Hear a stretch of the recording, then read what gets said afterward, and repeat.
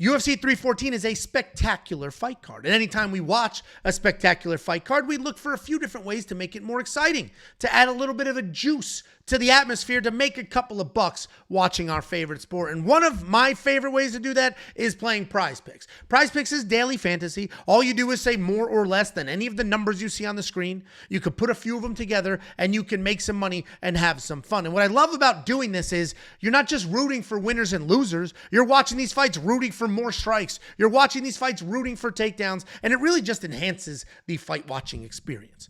If you never played PrizePicks before, they will give you free money to play. All you need to do is go to WeWantPicks.com/PrizePicks. Use promo code WWP, and they'll give you $50. $50. You build yourself one little entry, a $5 entry. $5 of your money, they'll give you 50 of theirs. I'm about to give you an entry. Use this one. Make this your $5 entry. Then get 50 from them and do whatever the hell you want with. That's WeWantPicks.com/PrizePicks, promo code WWP. I'm going to focus very squarely on UFC 314, but you can see across the top, you can start doing some soccer stuff, some baseball. We have NBA. I'm going to focus on fights, though. That promo code is WWP. Use it. I'll get a couple of dollars. You'll get 50 for free. Use it. WeWantPicks.com/PrizePicks. We're going to go ahead and build an entry here. By the time you're watching this, you might have more choices, or these lines may have changed. And it's always a delicate balance every week between jumping on lines that you like and waiting for new ones. My recommendation is always, if you see lines you like, jump on them. You're better off making a 2-line entry and then another 2-line later than you are waiting and then losing out on the value, and then you have a 4 that you don't love. So let's go ahead and jump in. I do have 4 lines in this entry. Right off the rip, we're going to go with Mitch Raposo to do more than 32.5 significant strikes. Listen, he is fighting Sumudaerji. Sumudaerji's a good striker. Mitch is a pretty good striker as well. Mitch is also very durable. He's got a very good chin on him. Sumudaerji is on a bit of a skid here, a 3-fight losing skid, but I don't think Mitch hits hard enough to knock him out. I think Sumudaerji hits hard enough to knock out Mitch Raposo. So I think we end up in a sloppy back and forth decision. And it honestly shouldn't even be sloppy because they're both good technical strikers, but sometimes when you get 2 good technical strikers, you end up in a brawl. Either way, regardless of who wins or loses, I think Mitch is going to land more than 32 strikes. I think he lands 33 significant strikes at least, and I think this line hits. He is an underdog, but he's a dog. He'll come forward, he'll take his beating, he'll deliver a beating, he'll swing wild, he'll try to make something happen. I think he gets past this number. He has done it before, and I think he does it again. If you work our way down, I'm going to go with McCall over his line as well. He's fighting SD Dumas. McCall's a good-sized favorite here. I think the consensus is he's going to run through SD Dumas. And you know what? He probably does. But SD Dumas has a chin on him. And you're going to see, he was knocked out by Nursultan Ruziboyev. That wasn't quite the circumstance. He had his eye poked, and it was a whole thing. SD Dumas has a pretty good chin on him. We've seen him eat some big shots. McCall is lightning fast, has great volume.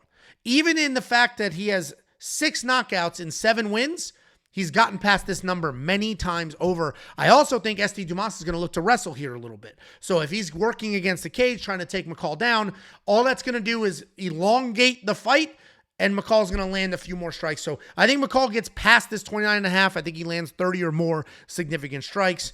The rest of these are all very tricky. Hailey Cowan was one I looked at. She has a couple of fights in the UFC, and she's gotten past this number before, but the 2-year layoff has me a little bit worried. Marco Tulio, again, he has 3 fights. If you include Contender Series, he's gotten past this number in 2 of his 3 fights, but with Tresean Gore, Tresean Gore is better than people give him credit for, and anything could happen here. So I'm going to leave that one alone. Julian Erosa, I think Darren Elkins just grinds his way forward and works from there. Let's go look at fight minutes. I don't like any of these, but we'll take a look anyway. Nikita Krylov and Dominic Reyes, if I was going to go there, it would be the more. I think Nikita's just going to grind on Dominic, take him down, grind, take him down, grind. But I'm going to leave that alone. Same with McCall and SD. Julian Erosa, Darren Elkins, the more on 12.5 in my mind makes a lot of sense, but the data suggests otherwise. Julian gets finished. Julian does finishing. Darren Elkins can finish. A lot of circumstances there for that to be such a high line. And the Paddy Pimblett one, that's a 5-round fight. That's a 25-minute fight, but they've established the line at 10 minutes.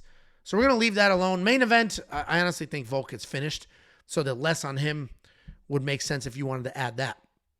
Let's go to fantasy score. My last two legs are going to be in fantasy score. We're going to do the more on Chase Hooper. I think Chase Hooper runs through Jim Miller. I think it's bad.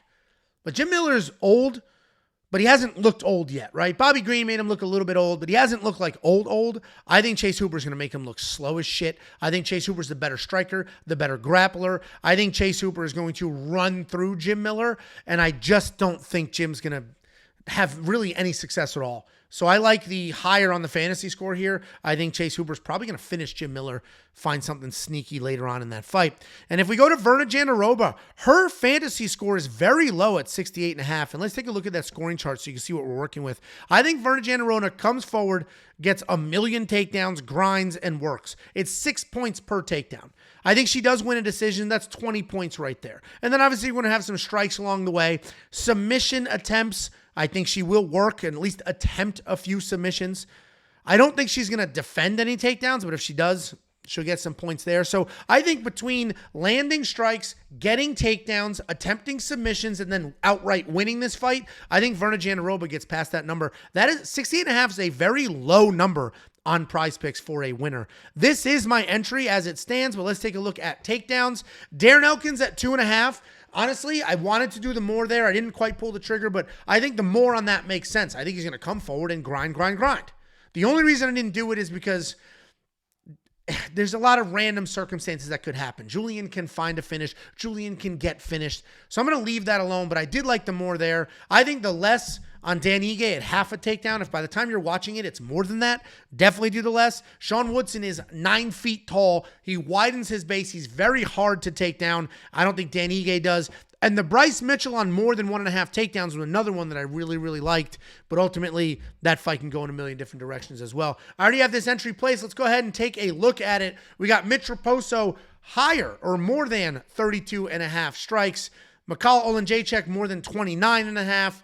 Chase Hooper more than his 100.5 fantasy score, and Virna more than her 68.5 fantasy score. This is my entry. If you like it, great. Honestly, throw $5 at it. And as soon as you throw $5 at it, they will give you 50 in your account that you can do whatever the hell you want with. And in order to get that free money, in order to get that $50, all you need to do is use promo code WWP. Go to WeWantPicks.com/PrizePicks. Use promo code WWP and get all that free money. Good luck this weekend. This is a great fight card, and I think we have a lot of opportunities to make a couple bucks.